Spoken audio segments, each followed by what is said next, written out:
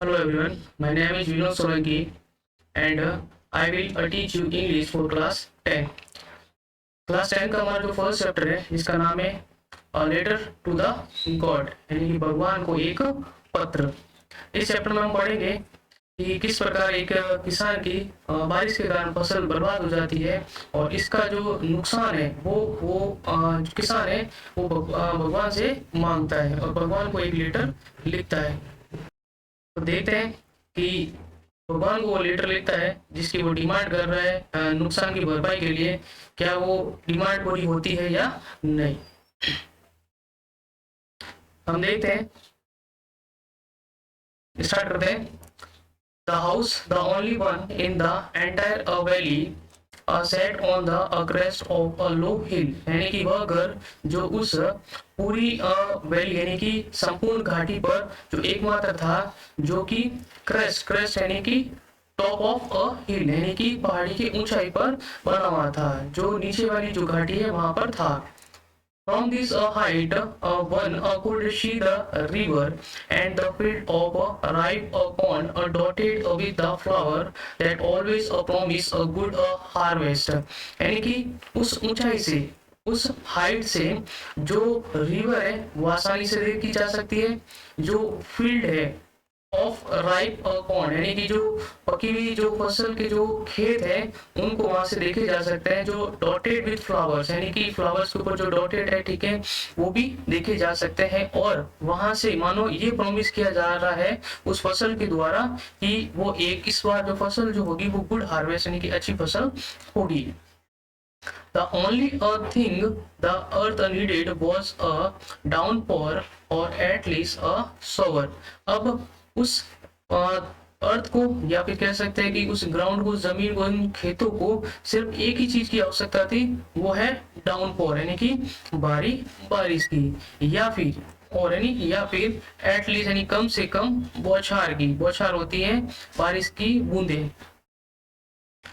Through out the morning Lencho, Lencho यानी कि एक फार्मर का नाम है, यानी कि प्रातः काल के दौरान Lencho who knew his field intimately had done nothing else but see the sky toward the north east। यानी कि मॉर्निंग के दौरान जो लेंचो जो है, जो कि अपने खेतों को इंटीमेटली यानी जिनसे परिचित है, वो सिर्फ ये कर सकता कि जो नॉर्थ ईस्ट से जो बादल आ रहे हैं उनको वो देख सकता था। Now we were really going to get some water woman। तो लेंचो जो है वो महिला से कहता है कि अब हमें क्या कुछ पानी अवश्य ही मिलने वाला है।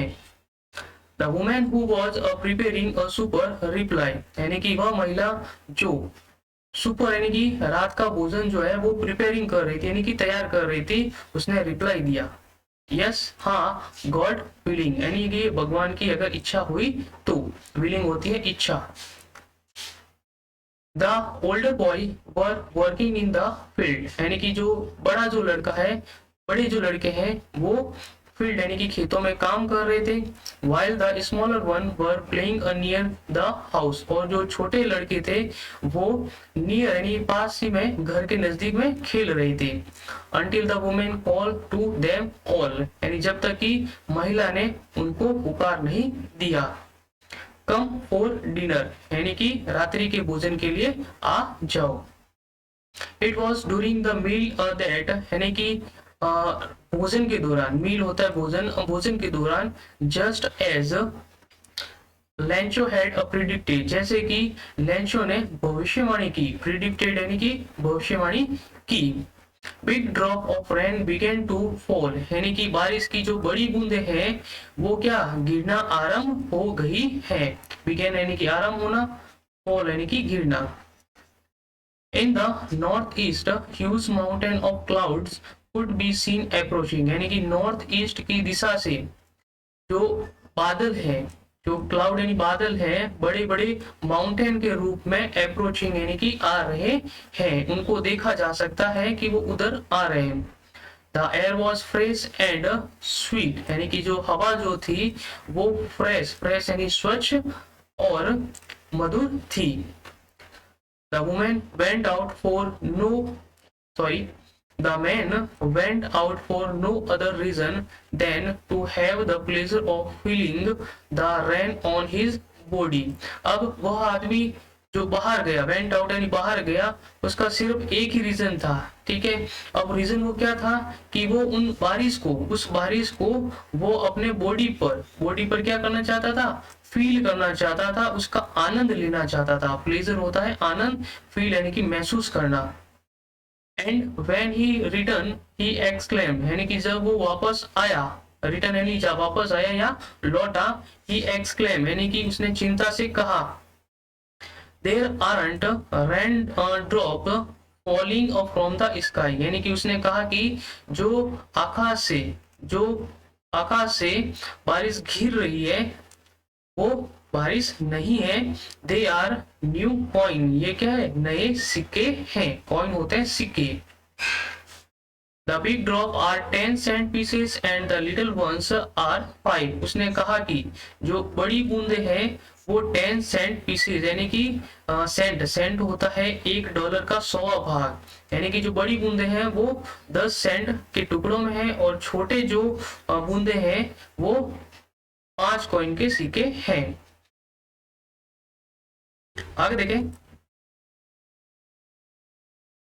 With a satisfied expression, he regarded the field of a ripe pond with its flower draped in a curtain of red।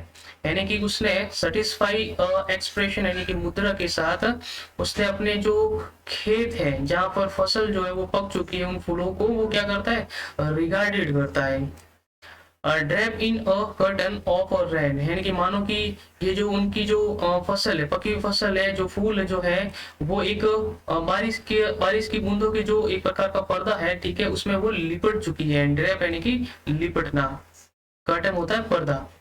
But लेकिन suddenly a strong wind began to blow and along with the rain very large hailstone began to fall। लेकिन अचानक क्या होती है, जो wind है, जो हवा है वो स्ट्रॉन्ग यानी कि तेज हो जाती है, आरंभ हो जाती है, और फिर क्या होता है, तेज बारिश होने लगती है, वो भी हेलस्टोन होते हैं ओले, यानी कि फिर ओले गिरने आरंभ हो जाते हैं। These truly did a resemble a new a silver coin यानी कि वास्तव में ये जो ओले गिर रहे थे वो सिल्वर कॉइन की तरह लग रहे थे। The boy exposing themselves to the rain ran out to collect the frozen apparels यानी कि लड़के जो है वो एक्सपोजिंग का मतलब है कि वो अपने कपड़े वगैरह उतार के, यानी कि बारिश का जब मजे लेते हैं, ठीक है, तो उस समय क्या करते हैं कि बाहर चले जाते हैं। ये जो बच्चे जो है वो मजे लेने के लिए वो कपड़े उतार कर बाहर जाते हैं, और बारिश में जो वो ओले गिर रहे थे, जो पीले यानी कि मोती की तरह लग रहे थे, जो जमे हुए थे, उनको वो क्या करते हैं, कलेक्ट करते हैं। It's really getting bad now exclaim the man यानी कि आदमी ने चिंता व्यक्त करते हुए उसने कहा कि ये सचमुच में ही बहुत खराब है। I hope it pass it quickly यानी कि उस किसान ने, जो लेंचो जो था, उस किसान ने ये सोचा कि वो होप करता है यानी कि आशा करता है ये जो भारी बारिश है जो ओले के रूप में गिर रही है वो जल्द से चली जाए। It did not pass quickly लेकिन हुआ क्या, ये इतनी जल्दी गई नहीं। For an hours the hail rain on the house यानी कि 1 घंटे तक हेल यानी कि ओले जो है वो बारिश के रूप में घर पर गिरे। द गार्डन यानी कि बगीचे में गिरे। द हिल साइड यानी कि जो पहाड़ के आसपास का जो एरिया है वहां पर गिरे। द कॉर्नफील्ड यानी कि जो खेत है वहां पर गिरे। ऑन द होल वैली यानी कि संपूर्ण घाटी में गिरी। द फील्ड वॉज व्हाइट, अब ओले गिरे तो ओले गिरने से जो मैदान है, जो खेत है वो क्या हो गए, व्हाइट हो गए, सफेद हो गए। As if covers with a salt जैसे कि मानो कि नमक से पूरे ढक गए हूं। Not a leaf remain on the tree यानी कि पेड़ पर कोई भी पत्ता नहीं बचा। The corn was totally destroyed, corn यानी कि जो फसल जो थी वो पूरी तरह से डिस्ट्रॉय होता है, नष्ट हो गई। The flowers were gone from the plants यानी कि जो फूल जो थे वो प्लांट से चले जा चुके थे, क्योंकि इतनी ज्यादा बारिश या ओले गिरे जिसके कारण से जो प्लांट के ऊपर जो फ्लावर जो थे वो गिर गए। Lencho souls was filled with a sadness, यानी कि लेंचो की जो आत्मा है, सोल यानी आत्मा जो है, वो उदासी से फील्ड हो गई यानी भर गई, यानी उसे बहुत ज्यादा दुख हुआ। When the storm had passed, यानी कि जो तूफान जो है, जो स्टॉर्म होता है तूफान जो है वो पास्ट यानी कि जा गया या फिर जा चुका। He stopped in the middle of the field and said to his son, यानी कि वह अपने खेत में stood यानी कि खड़ा हो गया बीच में, यानी कि वो अपने खेत के बीच में खड़ा हो गया और उन्होंने यानी कि उस व्यक्ति ने, उस लेंचो ने, उस किसान ने अपने पुत्रों से कहा। A plague of locusts of wood, लोकर्स होता है कीट, जो एक समूह के रूप में, प्लेग होता है समूह, एक समूह के रूप में आए। Have left more than this, यानी कि अगर जो कीट पतंग होती है, कीट होते हैं जो फसल को नुकसान करते हैं, तो किसान जो है वो ये अपने पुत्रों से ये कहता है अगर कीट भी अगर एक समूह के रूप में आते हैं तो इतना नुकसान नहीं करते, यानी कि बहुत कुछ छोड़ देते हैं। The hail had left nothing, लेकिन ये जो ओलावृष्टि जो हुई, जो ओले गिरे, उसने कुछ भी नहीं छोड़ा।